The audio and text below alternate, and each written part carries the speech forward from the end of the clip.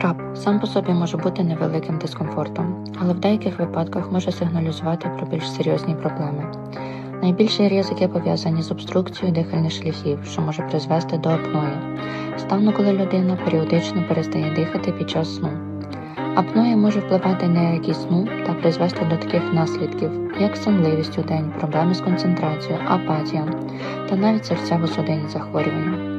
У важких випадках вона може призвести до проблем з серцем та високого артеріального тиску, тому важливо звернутися до лікаря для діагностики та визначення відповідного лікування, щоб уникнути потенційно небезпечних ускладнень.